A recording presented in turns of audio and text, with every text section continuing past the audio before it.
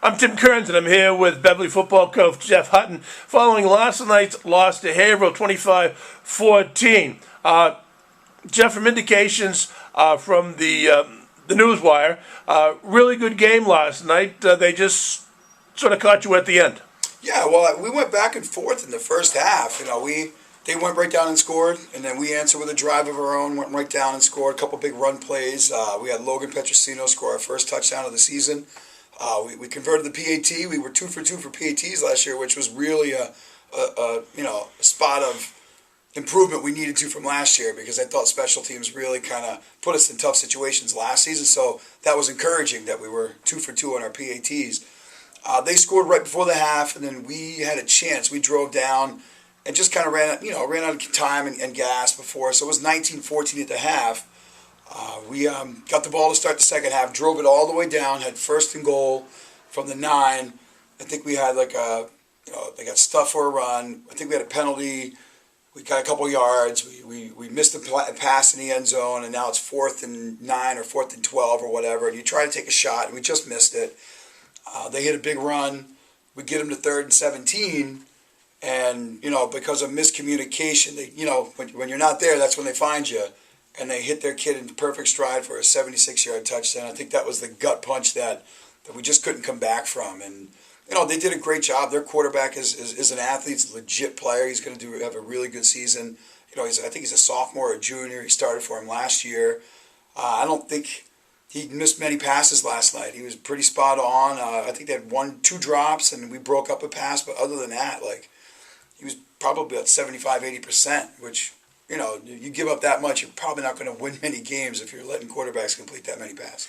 Speaking to Coach Ryan Nolan after Danvers' game last night, he talked about his kids not having the same energy level in the fourth quarter to match Tewksbury's, simply because the numbers of people standing on the sideline for Tewksbury allowed Coach Aylward to run two teams. Basically, guys got a lot of opportunities to catch their breath, and he said, he had to go with a lot of younger guys, and also going two ways, and that's something that they weren't necessarily used to or prepared for.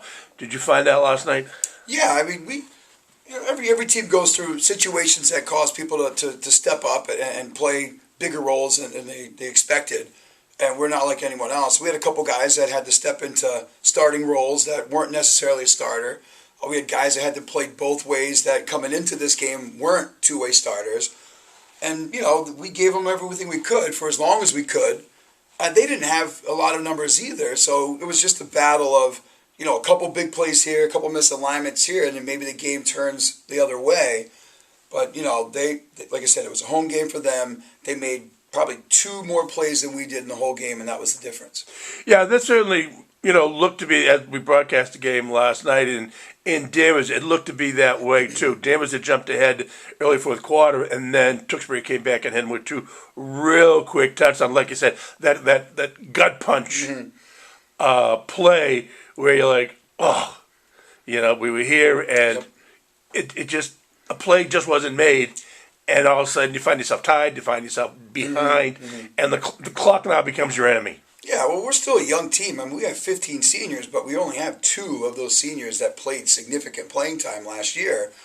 I think Phil Stacy wrote in the paper that we only have, 57 yards of rushing offense coming back from last year. So we're still a little green. Yeah. And some of that inexperience